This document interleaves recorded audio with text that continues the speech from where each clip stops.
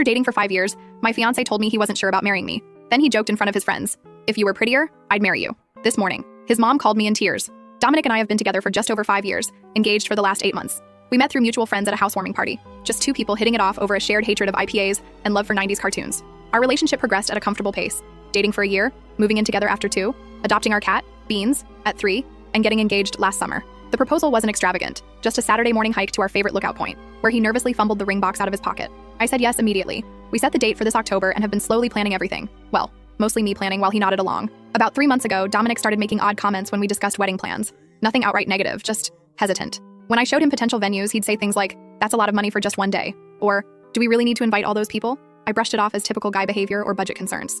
Then came the delayed responses to my texts about wedding stuff. I'd send him options for caterers, and he'd reply hours later with just "looks fine" or "whatever you want." When I asked if everything was okay, he'd say he was just busy at work. His construction company had taken on some big projects, so it made sense. Last month, he started going out more with his work friend Paul. They'd grab beers after work or watch games at Paul's place. Again, nothing unusual, just more frequent than before. When he'd come home, he seemed distant, checking his phone more often and being less affectionate. I tried talking to my best friend Lena about it. She suggested pre-wedding jitters and recommended we have a date night to reconnect. So last Friday, I made reservations at this new Italian place downtown, put on a nice dress, not too fancy, just something I hadn't worn in a while, and even bought Dominic's favorite beer to have waiting in the fridge. The date night was a disaster. He seemed distracted throughout dinner, barely engaging in conversation. When I brought up finalizing our honeymoon plans, he dropped the bomb. He wasn't sure if he was ready for all this. Not just the honeymoon, but the wedding, marriage, everything. I was stunned. 5 years together, 8 months engaged, and now he wasn't sure. When I pressed him, he mentioned conversations with Paul about how marriage changes things and referenced Paul's brother's messy divorce. The discussion quickly escalated, with me trying not to cause a scene in the restaurant while feeling like my world was collapsing. We barely touched our entrees. The ride home was silent, thick with tension. At our apartment, he deflected further conversation, saying he needed time to think before sleeping on the couch. The next morning was painfully awkward. We moved around each other like strangers sharing an Airbnb. He mentioned meeting Paul and some work friends for lunch to watch the game at the Rusty Nail, the sports bar downtown. I was too emotionally drained to argue. A few hours later, Lena called and convinced me to get out of the apartment. We went for coffee and I unloaded everything. Lena listened patiently, suggesting that maybe Dominic was just experiencing normal pre-wedding anxiety. After coffee, we wandered around Target aimlessly, my usual stress relief activity. I bought some unnecessary throw pillows and new shampoo, because retail therapy is still therapy, right? By early evening, I felt calmer and decided to head home. I was pulling into our apartment complex when I got a text from Kylar, one of Dominic's coworkers I'd met at the company Christmas party. The message asked if I was okay, mentioning that things got weird at the Rusty Nail. I called Kylar instead of texting back. He sounded uncomfortable, initially reluctant to share details. With some pressing, he finally revealed what happened. The guys had been giving Dominic a hard time about wedding planning, and when Paul asked if he was ready to be with one woman forever, Dominic expressed doubts about the wedding timing. When Paul asked what was holding him back, Dominic, who was apparently drunk, said something like, "If you were prettier, I'd be more excited about marrying you." Then he laughed it off like it was a joke. Kylar told me he and some other guys called Dominic out for the comment, but Dominic just got defensive and said they couldn't take a joke. I sat in my car crying for 20 minutes after that call. The man I'd loved for 5 years, who I thought loved me, had publicly joked about my appearance being the reason he was hesitant to marry me. When I finally went inside, Dominic was passed out on the couch, still in his clothes from earlier. The apartment smelled like stale beer. I took Beans into the bedroom with me and locked the door. Sunday morning, I woke up to the smell of coffee and bacon, Dominic's standard apology breakfast. He looked hungover and sheepish, clearly hoping food would smooth things over. When I confronted him about what Kylar had told me, his face fell. He immediately tried to downplay it, claiming he was drunk and being stupid. According to him, the guys were ragging on him about being tied down, and he'd said something dumb to shut them up. His defense of guys being guys only made things worse. We argued about how he could humiliate me in front of his friends, with him insisting that wasn't his intention. He tried to explain that he was stressed about wedding costs and pressure, but I couldn't get past the fact that he'd used my appearance as the punchline to a cruel joke. I couldn't stay in the apartment with him. I grabbed my purse and headed for Elliot's place. My brother has always been my safe harbor during rough times. When I told him what happened, he was furious, ready to confront Dominic directly. I managed to calm him down, explaining that I just needed space and a place to stay while figuring things out. Throughout Sunday, Dominic kept texting apologies and pleas to come home and talk. I responded only once, saying I needed time. I called in sick to work on Monday, unable to face answering phones at the dental office while pretending everything was fine. Around 9 a.m. Monday morning, I got a call from Valerie, Dominic's mom. We've always gotten along well. She's been more supportive of our relationship than my own mother, who lives in Florida with husband number 3. She sounded upset, saying Dominic had called her the night before, and there was something important I needed to know. She asked if we could meet somewhere to talk, and that's where I am now. Sitting in my car outside the coffee shop where I'm supposed to meet Valerie in 15 minutes, wondering what else there could possibly be to know, and if my 5-year relationship is completely over. I never thought I'd be writing this post. I keep looking at my engagement ring, wondering if I should have seen this coming. Was I blind, or did things really change this suddenly? Should I hear Valerie out? What could she possibly tell me that would make any of this okay? First update. First, thank you all for the overwhelming support on my original post. I didn't expect thousands of comments. I tried to read as many as I could between crying sessions and stress eating the emergency Oreos from my brother's pantry. For those asking, yes, I met with Valerie, Dominic's mom, and I'll get to that at the end of this update. A lot has happened in the last 2 days, and I'm still processing everything. After posting on Monday, I called in sick to work again. My boss was understanding. I've only used 2 sick days in the past year, And apparently I sounded like death on the phone. I spent most of the morning in Elliot's spare room/storage closet, scrolling through your comments and trying to gather my thoughts. Around noon, Lena came over on her lunch break with sandwiches from that deli near the hospital where she works. I hadn't eaten much since Sunday, so even though I wasn't hungry, I forced myself to take a few bites. Lena gently reminded me that I couldn't avoid Dominic forever. We lived together, had joint accounts, and eventually would need to talk. She was right, obviously. I couldn't hide at my brother's place indefinitely, especially since Elliot's girlfriend was coming over for dinner that night. The last thing I wanted was to be the sad third wheel at their Taco Tuesday. After Lena left, I took a shower, borrowed one of Elliot's hoodies, don't judge, it was comforting, and drove back to my apartment. The whole way there, I rehearsed what I wanted to say. I wasn't going to yell, I wasn't going to cry, I was going to be calm and mature and get answers. When I pulled into our parking spot, I noticed Dominic's truck was there. He should have been at work. My stomach knotted as I walked up the stairs to our second-floor unit. I unlocked the door to find him on the couch in sweats, looking like he hadn't slept, surrounded by wedding planning binders that I'd put together over the last 8 months. Beans was curled up next to him, the little traitor. He seemed surprised and relieved to see me. When I asked why he wasn't at work, he mentioned taking personal time. He'd apparently been looking through all the wedding plans, trying to figure out how he messed up so badly. I remained standing by the door, not ready to sit next to him, and told him that looking at wedding plans wasn't going to fix what he'd said. What followed was a long, difficult conversation. He apologized again for the bar comment, calling it inexcusable and claiming he didn't even believe it. When I asked why he would say something he didn't believe, he explained he was trying to look cool in front of his friends, a response that only made me angrier. I brought up his comments at dinner before the bar incident, reminding him that he'd expressed doubts about our wedding even when sober. He admitted to feeling stressed about multiple things, a work project falling behind schedule, Paul's constant marriage horror stories, and anxiety about our wedding budget. But instead of talking to me about these concerns, he'd bottled everything up until it exploded in the worst possible way. As our conversation progressed, he revealed something new, fears about turning into his father. Dominic rarely talked about his dad, who left when he was 12 after having an affair with a coworker and moving to Arizona to start a new family. Although Dominic had always insisted it didn't affect him much, he now confessed that he worried about having some genetic predisposition to cheat or abandon his family. I pointed out that he wasn't his father, and that genetics don't determine relationship choices. His response was telling. He wondered if he could really promise forever, when forever seemed so impossible based on what he'd witnessed growing up. When I asked if he'd discussed these fears with anyone else, he hesitated before admitting he'd been talking to Kyler sometimes. Apparently, they'd gotten closer since Kyler joined the company, and Kyler had gone through some relationship stuff too. I connected this to why Kyler had called me about the bar incident. He already knew about Dominic's doubts. The conversation took another difficult turn when I asked exactly what Dominic had been feeling. His answer was painfully honest, scared, overwhelmed, and uncertain about marriage despite loving me. He explained that he kept thinking about how his parents seemed happy until suddenly they weren't, and he feared creating the same situation with us. I asked why he hadn't shared these feelings sooner. He claimed he was afraid I'd think he didn't love me enough. The irony wasn't lost on me. By hiding his fears, he'd created exactly the situation he was trying to avoid. When I questioned whether his joke about my appearance came from a real place of unattraction, he insisted he'd always found me attractive. He referenced our first meeting at the housewarming party, mentioning specific details about my green sweater and his terrible beer pong skills. According to him, the comment came from insecurity and a misguided attempt to seem in control in front of his friends, rather than appearing trapped. As we continued talking, I asked a crucial question. Were his doubts about marriage in general or about marrying me specifically? His hesitation before answering told me everything. He finally admitted that while his fears were primarily about marriage and commitment, part of him wondered if we were right for each other long term. This hurt more than the appearance comment. 5 years together, and he was still wondering if we were right for each other? When I pressed for specifics, he mentioned how we'd both changed since our early 20s. My increased need for planning versus my former spontaneity, his abandoned dreams of starting his own business. Although I pointed out that growth and change are normal in relationships, he questioned whether we'd grown together or apart. By this point, I felt emotionally drained.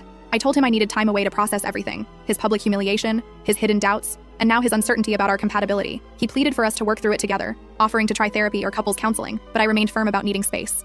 As I was about to pack more clothes, he mentioned my phone had been buzzing. I checked and saw 3 missed calls from Valerie. With everything happening, I'd completely forgotten our planned coffee meeting. When I mentioned this to Dominic, his expression changed to confusion, then concern. He asked what his mom wanted to talk about, and I explained she'd called crying the previous morning, saying she needed to discuss something important after his Sunday night call to her. His reaction was telling. The color drained from his face, and he wouldn't meet my eyes. When I asked what he'd told her, he vaguely mentioned their fight and his doubts, but his evasiveness made me suspicious. When pressed further, he said it wasn't his place to explain, and suggested I should hear whatever it was from his mom directly. I stepped away to call Valerie back. She answered immediately, concerned when I hadn't shown up for our meeting. I explained I was at the apartment talking with Dominic. She mentioned having something important to tell me and suggested meeting right away. Her voice sounded strained when I mentioned being with Dominic, further increasing my suspicion that there was something significant I didn't know. After arranging to meet Valerie in 30 minutes, I confronted Dominic again, asking what his mother knew that I didn't. He finally looked up, his expression a mix of guilt and resignation. He said there was something he should have told me himself and suggested I talk to his mom, offering to be gone when I returned if that's what I wanted. I quickly packed enough clothes for a week, along with toiletries and my laptop. At the door, Dominic said he loved me, but I responded that sometimes love isn't enough. On my way to meet Valerie, Karina, Dominic's sister, called. She was clearly concerned, asking what was happening between Dominic and me. She mentioned hearing from Paul about the bar incident and noted that Dominic wasn't answering her texts while our mom seemed upset. When I explained I was heading to meet Valerie, Karina seemed surprised and asked if the meeting was about Maria. The name hit me like a truck. What about Maria? I asked. Karina's shocked reaction and quick backpedaling told me she'd accidentally revealed something important. She apologized and urged me to hear Valerie out, refusing to explain further despite my pressing. As I pulled into the coffee shop parking lot, I spotted Valerie already waiting at a table by the window. Her eyes were red-rimmed and puffy. Whatever she was about to tell me, I had a feeling it was going to change everything. My phone buzzed with a text as I walked toward her table. It was from Dominic. "Whatever my mom tells you, please remember that I do love you. I just got scared and made terrible mistakes. I'll understand if you can't forgive me." I put my phone away, took a deep breath, and sat down across from Valerie. Second update. Thank you all for the support on my previous posts. Reading your comments has been both comforting and overwhelming. I haven't been able to respond to many, but please know I've read them and appreciate the advice. I'm writing this from a new location, Lena's apartment. After meeting with Valerie yesterday, I couldn't face going back to Elliot's or our apartment. Lena has a pull-out couch that's slightly more comfortable than Elliot's storage room futon. Plus her cat Pepper doesn't judge me for crying into my cereal at 2 a.m. So, the meeting with Valerie. Where do I even start? The coffee shop was busy for a Tuesday afternoon. Some local community college had just let out classes, and students with laptops occupied most tables. Valerie had managed to snag a corner booth, the kind with high backs that create at least the illusion of privacy. She looked different than the last time I'd seen her, at our monthly family dinner 3 weeks ago. Her usually perfect bob was slightly disheveled, and she wasn't wearing any makeup. In the 5 years I've known her, I've never seen Valerie without at least mascara and lipstick. She's not vain, it's just her routine, like how some people can't start their day without coffee. When I arrived, she stood to hug me. She smelled like those lavender dryer sheets she always uses. I ordered a black coffee, even though what I really wanted was one of those sugary caramel things with extra whipped cream. Somehow it felt wrong to order something frivolous for this conversation. After some awkward small talk, Valerie got to the point. Dominic had called her Sunday night in a complete emotional meltdown. While she acknowledged his fears about commitment and turning into his father were real, there was something much more immediate causing his behavior. Maria. I nearly choked on my coffee. Maria? The new project coordinator at Dominic's company? The woman he'd mentioned a few times in passing? As Valerie explained, while nervously shredding a napkin into tiny pieces, Dominic had developed feelings for Maria over the past few months. Nothing physical had happened, at least according to what Dominic told his mother. But there was an emotional connection that had him questioning everything about our relationship. I sat there trying to process this information, feeling like the coffee shop was tilting sideways. While Valerie continued talking, I was mentally connecting dots, building a timeline. Maria had started at Dominic's company around New Year's. I'd met her briefly at the company holiday party in March. By then, Dominic had already been acting different, more distant, checking his phone constantly, spending more time with work friends. What I'd written off as stress from his big project now looked like something else entirely. When I asked Valerie why she was telling me this instead of protecting her son, her eyes welled up. The parallel to her own marriage breakdown became clear as she shared more details. Before Dominic's father left for Arizona with his coworker, there had been months of distance, hurtful comments, and manufactured arguments, all designed to create distance rather than admit the truth. She didn't want to see history repeat itself, with me left in the dark while Dominic took the coward's way out. The comment at the bar suddenly made more sense. Not just drunken stupidity, but a subconscious attempt to sabotage our relationship so he wouldn't have to make the hard choice himself. We talked for over an hour. Valerie shared more about her own experience, how she'd tried to save her marriage even after learning about the affair, how she'd blamed herself for not being enough. Before we parted ways in the parking lot, she said something that's been echoing in my head ever since. The hardest lesson I learned was that you can't make someone choose you. They either do or they don't, and anything in between is just delaying the inevitable. I sat in my car for a long time afterward, staring at my phone. There were 3 new texts from Dominic, all variations of "I'm sorry" and "I love you," but not a single mention of Maria, still hiding the full truth. Instead of responding to him, I called Lena and asked if I could crash at her place. She didn't hesitate or ask questions, just said she was already making up the pull-out couch and offered to pick up dinner on her way home. That's the kind of friend everyone deserves during a crisis. I finally texted Dominic back. "I know about Maria. Don't contact me again until you're ready to tell me the complete truth. I'll be collecting more of my things tomorrow while you're at work." Then I blocked his number. Not permanently, just for the night. I needed space to think without his explanations or justifications. On the drive to Lena's, Karina called. The conversation confirmed what Valerie had told me and added another layer. She had overheard Dominic and Paul discussing the situation last Thursday. She'd confronted her brother and made him promise to be honest with me after the weekend. Clearly, he'd failed to follow through on that promise. What surprised me most was Karina's unwavering support. Despite being Dominic's sister, she made it clear she was on my side in this situation. The relief I felt was enormous. I'd been worried about losing not just Dominic, but his entire family, who had become my family over the years. Lena's apartment was exactly what I needed that night. A neutral space where I could just exist without explaining myself. We ate Thai food on her living room floor. Her coffee table was covered with papers from her online class. While watching a baking competition, neither of us really followed. The mundane normality of it was like a life preserver in the middle of my emotional storm. After Lena went to bed, I stayed up scrolling through photos on my phone. 5 years of memories with Dominic, vacations, holidays, random selfies on ordinary days. Our engagement photos showed us grinning like we'd won the lottery. I was making mental plans for the next day, going to the apartment while Dominic was at work, packing more things, maybe talking to the landlord about breaking our lease, when my phone buzzed with a text from an unknown number. "Margot, this is Maria. I know you blocked Dominic. Can we meet tomorrow? There's more to the story that you should know. Just the 2 of us." I stared at the message for a long time, my heart pounding. What more could there possibly be? And why would this woman want to tell me directly? After what felt like an hour but was probably only minutes, I typed a response. Where and when? Third update. First, thank you all for the overwhelming support on my previous posts. I've been reading your comments during sleepless nights, and they've helped more than you know. For those asking how I'm doing, I'm surviving. Some moments are easier than others. The meeting with Maria happened, and it went nothing like I expected. We met at this little breakfast place near the park. Neutral territory, I guess. When I arrived, she was already there, nervously scrolling through her phone. She looked different than I remembered from the company party. Less polished, more human somehow. Her hair was pulled back in a messy bun, and she wore minimal makeup. What surprised me immediately was how uncomfortable she seemed. If she'd been having some secret emotional affair with my fiancé, shouldn't she have been more confident? Instead, she kept fidgeting with her coffee cup. avoiding eye contact. The conversation revealed two major bombshells. First, Maria had no idea Dominic had developed feelings for her until Paul mentioned it casually last week. According to her, she and Dominic had worked closely on a project, occasionally texting about work after hours, but nothing that crossed any lines from her perspective. She'd never flirted with him or encouraged anything beyond friendship. She showed me their text history, mostly work stuff, occasional memes, nothing romantic or inappropriate. She even had a boyfriend of 3 years who sometimes joined their group for happy hours. The second revelation was about Paul. Apparently, he'd been deliberately stirring things up. Maria had overheard him at work encouraging Dominic to explore his options before settling down, specifically mentioning her as someone who gets Dominic better than I do. She explained that Paul had been telling everyone at work that Dominic was having cold feet about the wedding, making jokes about him being trapped and missing out on his freedom. By the end of our meeting, I felt strangely calm. Maria wasn't the villain I'd imagined. She was just a bystander caught in Paul's manipulation and Dominic's weakness. Before we parted ways, she said something that stuck with me. "You seem like someone who knows their worth. Don't let anyone make you question it." I left that meeting with a new perspective and a plan. This wasn't just about Dominic and me anymore. It was about Paul's toxic influence, Dominic's family history, and where I fit into all of it. I texted Karina afterward, asking if she'd help arrange a family meeting at her apartment, neutral territory since I wasn't ready to be alone with Dominic yet. She agreed immediately. That brings me to yesterday's dinner. Karina had set everything up in her small but cozy apartment. She'd ordered food from that Italian place near her building. Nothing fancy, just pasta and salad. Valerie arrived first, then Paul. Karina had insisted he attend. And finally Dominic, who looked like he hadn't slept in days. The first 20 minutes were excruciating. We all sat around Karina's dining table, pushing pasta around our plates, making strange small talk about the weather and Karina's new coffee table. The elephant in the room was practically stealing food off our plates, but no one wanted to be the first to acknowledge it. Finally, Valerie broke the silence by stating bluntly that we weren't there for a social gathering, but to address what had been happening and find a way forward. That opened the floodgates.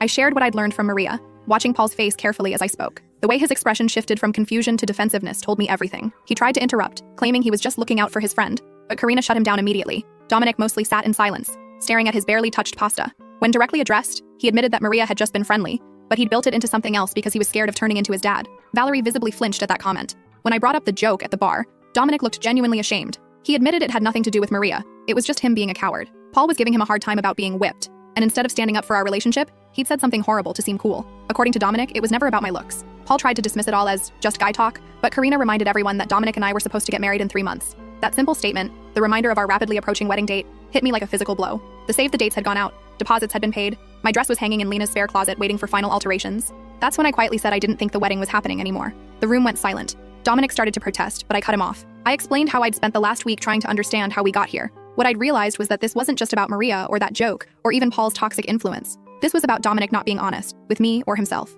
I told them how I'd ignored the signs for months, his disinterest in wedding planning, his increased time with Paul, his emotional distance. I'd made excuses because it was easier than confronting the truth, but I deserved someone who was certain about me, someone who didn't need a family intervention to figure out their feeling. Paul made a snarky comment about me being dramatic, which earned him simultaneous shut-up responses from both Valerie and Karina. Dominic insisted he was certain about loving me, just scared of messing everything up. I pointed out that he already had. The conversation continued for hours. There were tears, heated words, especially between Karina and Paul, and difficult truths. We rehashed old wounds and uncovered new ones. Around midnight, when everyone was emotionally exhausted, we reached the inevitable conclusion. The wedding was off. Our 5-year relationship had run its course. It wasn't a screaming match or a dramatic exit. It was a mutual recognition that something fundamental had broken between us. Trust. Maybe it could be rebuilt eventually, but not in time for an October wedding. Not with Maria still working at Dominic's company. Not with the echo of that joke still hanging between us. Karina drove me back to Lena's place afterward, assuring me this didn't change my relationship with her or Valerie. According to her, I was still family to them, regardless of what happened with Dominic. When I got back to Lena's apartment, I sat on the pull-out couch in the dark, letting the reality wash over me. 5 years, gone, wedding, canceled, future, unknown. I didn't cry right away. Instead, I made a list in the notes app on my phone. Call venue to cancel, deposit probably gone, return ring, contact guests, move out of apartment, change relationship status on social media. It was past 2 a.m. when Lena shuffled out from her bedroom. She'd heard me come in and wanted to check if I was okay. When I told her the wedding was off, she simply sat beside me on the pullout and put her arm around my shoulders. We sat like that until sunrise, not saying much, just existing in the strangeness of my new reality. This morning, I woke up to a text from Dominic asking if we could meet to discuss practical matters. The apartment lease, separating our finances, what to do with the furniture we bought together. So adult, so final. I also had a message from Elliot asking when he should come over to help pack my things. My brother, always practical, and one from my mom, who'd somehow heard through the grapevine, probably from one of my cousins who follows Karina on Instagram, and wanted to know if she should cancel her flight for the wedding. The ring feels heavy on my finger now. I've been twisting it absently, a nervous habit I didn't realize I had. It's a simple design, a round diamond in a white gold setting, nothing flashy or elaborate. Dominic had chosen it because it was classic, like our relationship. The irony isn't lost on me. I called the venue this morning. The coordinator was sympathetic but firm. The deposit is non-refundable this close to the date. $8,000 down the drain. Money we'd saved for over a year, cutting back on vacations and new clothes and dinners out. The practical side of me winces at the waist. The emotional side doesn't care about money right now. Karina texted that she'd found a photographer who might be willing to transfer our deposit to another event in the future. Valerie offered to help contact family members about the cancellation to spare me the awkward conversations. Small kindnesses in the aftermath. Paul, unsurprisingly, sent a non-apology text about how these things happen for a reason, and how I'd find someone better suited, eventually. I deleted it without responding. Maria sent a short message expressing her regret about the situation and assuring me again that nothing happened between them. I believe her, strangely enough. She seems like collateral damage in this mess, a convenient projection for Dominic's fears and Paul's manipulation. The hardest part is the mundane reminders. The wedding planning binder still sitting in my tote bag, the shared Spotify playlist we'd been building for the reception, the honeymoon research folder on my laptop, little pieces of a future that no longer exists. Lena suggested I take a mental health day from work, but I decided to go in. Sitting at home scrolling through Reddit and overthinking everything seemed worse than the distraction of answering phones and filing insurance claims. My coworkers have been mercifully normal. Either they don't know yet, or they're politely pretending not to notice my puffy eyes and absent engagement ring. I'm meeting Dominic tomorrow at a coffee shop to exchange keys and discuss the apartment. He's agreed to move out since my name is on the lease, and he can stay with his cousin temporarily. Another practical conversation in the business of dismantling a relationship. Part of me still can't believe this is happening. Last month we were debating reception songs and testing cake flavors.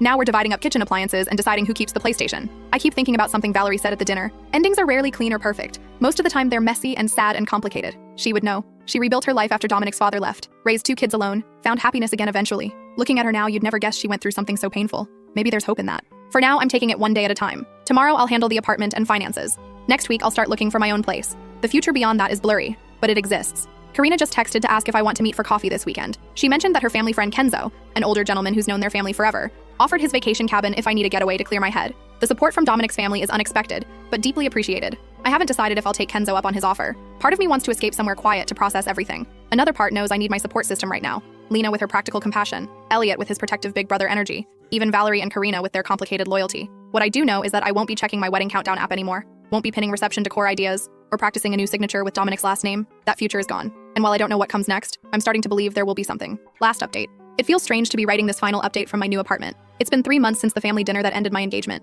3 months of piecing my life back together in ways I never expected. Some of you have sent messages asking for an update, so here it is. The good, the bad, and the unexpected. First, the practical stuff. Dominic moved out of our shared apartment within a week of our breakup. Elliot and Lena helped me pack up his things while he was at work, leaving them neatly labeled in the living room for him to collect. It was surreal, separating 5 years of shared existence into his and mine. The coffee maker he'd gotten for his birthday, the throw blanket I'd bought on our weekend trip to that little mountain town, the framed photos we'd hung on every wall. The apartment felt hollow afterward, like a stage set rather than a home. I lasted 2 more weeks there before the lease manager agreed to let me break the contract with an extra month's payment. It was worth the money to escape the ghost of our relationship that lingered in every room. Finding a new place was harder than expected. The rental market is brutal right now, and my budget as a single person is considerably tighter. I ended up in a smaller 1-bedroom across town, further from work, but with a tiny balcony where I've started growing herbs in dollar store pots. The basil keeps dying, but the mint is thriving against all odds. I choose to see that as symbolic. Financially, it's been an adjustment. Our shared expenses were suddenly all on me. Car insurance, streaming services, even groceries seem more expensive when you're cooking for one. I've become that person who uses coupons and buys store brands, tracks expenses in a spreadsheet, and thinks twice before ordering takeout. Growing up stuff I never thought I'd have to learn at 29. The wedding vendors were surprisingly understanding. The venue kept our deposit, but sent a kind note hoping I'd find happiness. The florist refunded half our payment despite their no refund policy. The DJ recommended his brother who works at a therapy center, an unexpected but thoughtful gesture. The engagement ring sits in my dresser drawer in its original box. Dominic said I should keep it or sell it, that it was bad karma for him to take it back. I haven't decided what to do with it yet. Some days I forget it's there. Other days I open the box and stare at it, wondering how something so small could have represented such big promises. Social media was its own special hell. I waited 2 weeks before changing my relationship status, dreading the flood of questions. When I finally did it, at 2 a.m. on a Tuesday, the notifications poured in anyway. Well-meaning friends with their "what happened" messages, distant relatives offering prayers, former classmates I hadn't spoken to in years, suddenly sliding into my DMs with faux concern that felt more like curiosity. I posted a brief, vague statement about mutual decisions and requesting privacy, then muted notifications and threw my phone across the couch. Later, I posted a single photo of my new apartment keys with the caption, "New Beginnings." It got fewer likes than my engagement announcement, but felt more genuine somehow. Now, about Dominic. We've spoken a handful of times since the breakup, mostly about practical matters. Mail that came to the wrong address, the shared cloud storage account we forgot to separate, returning a borrowed air fryer to his sister. Each conversation has been civil but strained, like acquaintances forced to make small talk in an elevator. He's still working at the same company, still friends with Paul, though Karina tells me they've had some falling out recently, still living at his cousin's place. According to the grapevine, aka Karina, the situation with Maria got awkward after our breakup. She requested a transfer to a different team and has been cold toward him since learning the full story. The biggest surprise came last month when Dominic texted asking if we could meet. We hadn't seen each other face to face since the key exchange at the apartment, and part of me was curious what he wanted. We met at a coffee shop near my new place, neutral territory with plenty of witnesses. As Lena half-jokingly suggested, he looked different, thinner, with darker circles under his eyes, wearing a shirt I didn't recognize. The first 10 minutes were stilted small talk about work and weather. Then he pulled out a journal. "I've been seeing someone," he said, and my heart did a weird little stutter before he clarified. "A therapist, I mean." The journal was part of his therapy, daily reflections on patterns and behaviors he wanted to change. He'd been examining his relationship with his father, his friendship with Paul, and the way he treated me. He didn't ask for forgiveness or reconciliation. He just wanted me to know he was working on himself. I should have done this years ago, he admitted. Maybe things would have been different. It was the most self-aware I'd ever seen him, and I found myself genuinely hoping therapy would help him. Not for my sake, that ship has sailed, but because carrying around that much unresolved family trauma seemed exhausting. Before we parted ways, he mentioned he'd heard I was still close with his mom and sister. I'm glad, he said. They need good people in their lives. That's been one of the strangest parts of this breakup. Maintaining relationships with Dominic's family while disconnecting from him. Valerie texts me weekly, usually sending funny memes or updates about her garden. Karina and I have breakfast every other Sunday at this little diner halfway between our apartments. They've been careful not to put me in uncomfortable positions or share too much about Dominic, respecting the boundaries I've set. As for me personally, I'd like to say I've had some profound awakening, that I've found myself through this heartbreak. The reality is messier. Some days I feel liberated, relieved that I didn't marry someone who could hurt me so carelessly. Other days, usually when my hot water heater acts up, or I can't reach something on the top shelf that Dominic would have grabbed for me, I miss the practical comforts of partnership. I've started therapy too, not because of the breakup specifically, but because it made me realize how much I'd compromised myself in that relationship, how many red flags I'd ignored because they came wrapped in the comfort of familiarity, how much of myself I'd set aside to make room for Dominic's needs and insecurities. My therapist suggested I reclaim some parts of myself that got lost along the way. I've resumed hiking on Saturday mornings, something I'd stopped doing because Dominic always complained about early wake-ups on weekends. Dating again feels like a distant concept, though my colleagues have started making noises about setting me up with this great guy they know. I'm not ready. Maybe in a few more months, maybe longer. Right now, I'm still learning how to be comfortable in my own company. The most unexpected development came from what should have been the saddest task, canceling our honeymoon. We'd booked a 10-day trip to the coast, renting a little cottage with a deck overlooking the water. Non-refundable, of course. For weeks, I ignored the reminder in my calendar, unable to face losing that deposit too. Then Lena suggested something radical. Take the trip anyway. By myself. You've never traveled alone, she pointed out. Maybe it's time. The idea terrified me at first. 10 days alone in a romantic cottage meant for two? It sounded like the setup for a sad indie film, but the more I thought about it, the more appealing it became. I could wake up when I wanted, explore without compromising, read an entire book in one sitting if I felt like it. So that's where I'm headed next week, to a honeymoon cottage, solo. I've packed 3 paperbacks, downloaded some podcasts, and splurged on a new swimsuit that I chose entirely for comfort, rather than how it looked to someone else. My mom thinks I'm crazy. Elliot offered to come with me for part of the time. I declined. Karina suggested I download a dating app, just to see who's out there. Maybe, but probably not. I don't know what I'll find on this non-honeymoon honeymoon. Maybe clarity, maybe more questions. Definitely some sunburn, knowing my luck with sunscreen. The other day I was grocery shopping when our song came on over the store speakers. 3 months ago, it would have sent me hiding in the frozen food section, fighting back tears. This time I just felt a slight twinge, like pressing on a bruise that's mostly healed. Progress, not perfection. I'm not going to pretend I've got everything figured out. My new apartment's shower has mysterious temperature fluctuations. I killed another basil plant yesterday. I still occasionally grab my phone to text Dominic about something funny before remembering we don't do that anymore.